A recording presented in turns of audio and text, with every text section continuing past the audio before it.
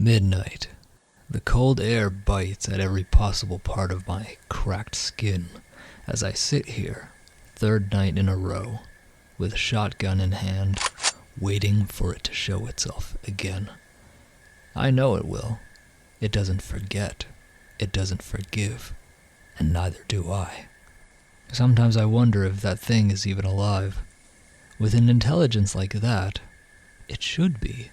But the way it hunts, the way its very presence fractures your mind, I already knew the answer.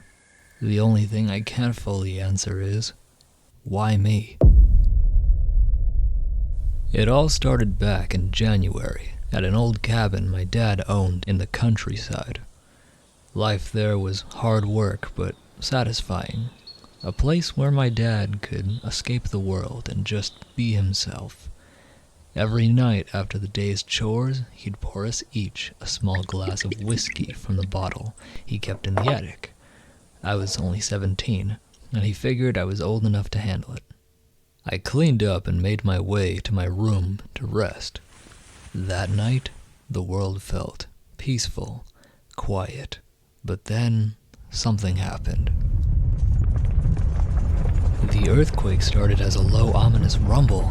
It felt tame at first, but it grew. Plates and fragile things shattered as the cabin shook violently. And then, as suddenly as it began, the shaking stopped. A dead silence followed, almost as if the world itself was holding its breath. That's when we heard it. The animals in the stables. Something was wrong. I'll never forget the look my dad gave me. His eyes said it all. Get your gun. Without a word, I darted to my room, grabbed my shotgun from off the wall, and loaded it. 3 birdshot, 3 slugs, 1 in the chamber. When we stepped outside, the air was thick with fog, so dense we could barely see 30 feet in any direction. The horses were panicking, their cries frantic. We moved towards the stables, and that's when... No! Damn it! One of the doors burst open, and a horse bolted into the fog, disappearing into the forest. Without thinking, I took off after it. My dad didn't stop me. He trusted me. Trusted that I could handle myself. The fog swallowed everything around me as I sprinted through the trees, shotgun in hand.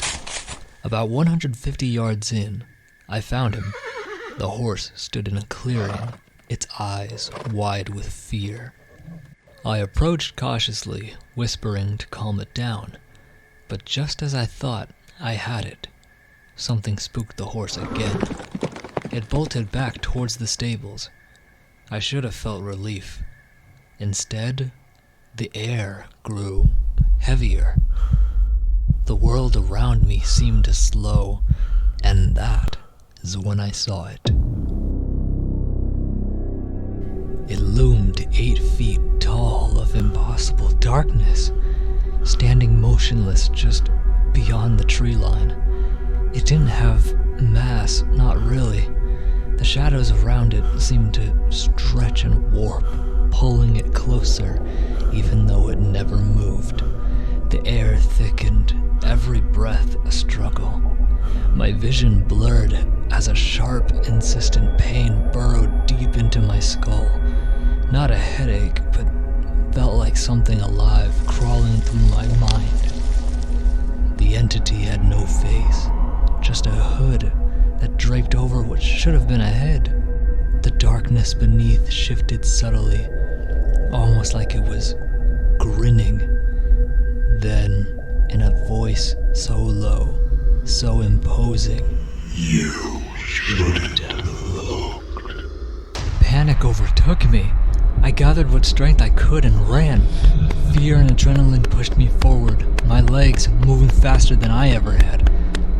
By the time I reached the cabin, I burst through the door, bolted it shut, and collapsed in the bathroom. I spent the next several minutes vomiting violently. Even after the physical reaction passed, the voice, its presence, stayed burned in my mind The next morning, I found my dad at the table, breakfast already made. He gestured for me to sit, but his eyes were heavy, searching mine for answers. He didn't ask outright, but I could tell he knew. When he finally broke the silence, his question was simple. What happened after you found the horse? I lied. I told him the fog played tricks on my eyes, that I scared myself and spooked the horse. He didn't press me, but his expression chilled me, because deep down, I knew he had seen it too. Maybe not that night, but certainly before. I thought that encounter was the end of it, but 4 days later, my friend James called. I didn't pick up at the time, as I was helping my dad around his property.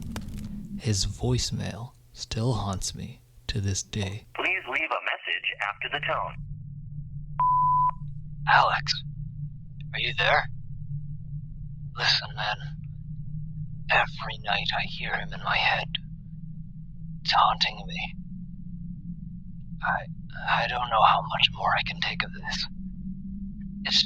It's not just the voice anymore. It's... Oh. James went missing that same night. Weeks later, I found him. Well, what was left of him. Now, it would seem the next to go is me. So now I wait, with shotgun in hand. It's an eerie thought, but I catch myself wondering one thing. If my mind is already fractured, and I'm hearing its voice in my head, who's this gun really for?